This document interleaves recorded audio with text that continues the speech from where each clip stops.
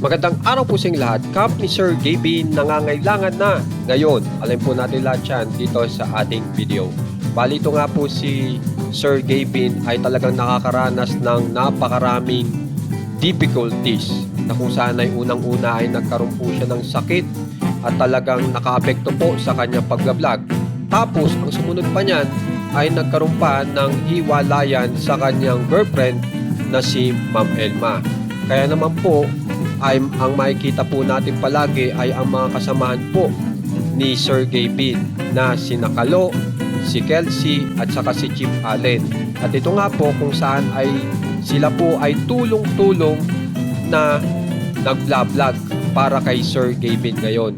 At ang pinakabago nga po ay itong pamagat nila na balato na ang nangunguna nga po dito ay si Sir Kalo at saka si Captain Kelsey na gumawa po ng paraan na makabalato po kay Sir Chief Allen na nanalo nga po ng 100,000 sa isang event.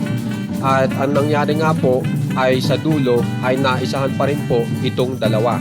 At sa 15 hours po na nakalatag po ang naturang video sa account ni Sir Gavin ay nagkaroon lamang po ito ng 5.6 million na views na medyo halatang bumaba na po ang views ng video na bago nilang ginawa ngayon na kung saan ay talagang magtataka ka.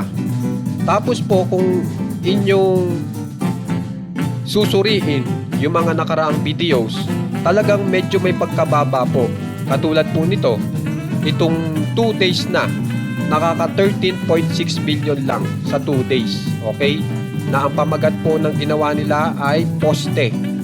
Na ang bumida po dyan ay si Sir Chief Allen. Okay? So, 13.6 million.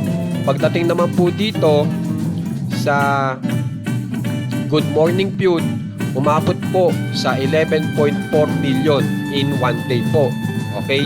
So, mapapansin nyo na may pagbaba dito po sa mga views. Pagdating po dito sa ultimo po, yung mother ni Sir Gavin ay nakisali na rin noong June 19. At ang nakuha lang pong views nito ay 13.3 million.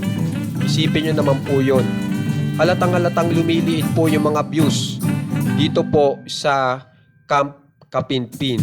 At pagkatapos naman po niyan, itong 3 days lang pong nakakaraan ay ito yung medyo tumaas-taas, pero 3 days na po yan.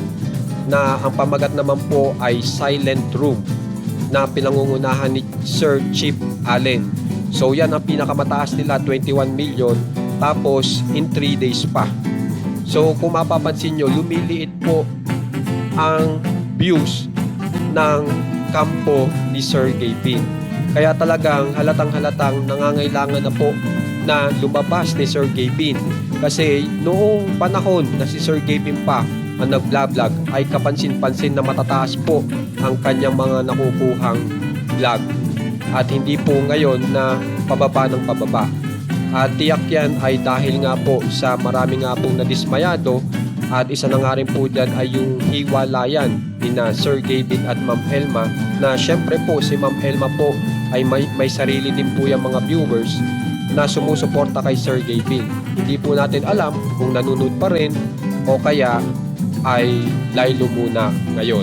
Kaya naman guys, kung gusto nyo pong ma-update sa nangyayari po sa camp ni Sir Gavin, subscribe na po kayo sa ating channel na Juan Katawa. Maraming salamat po.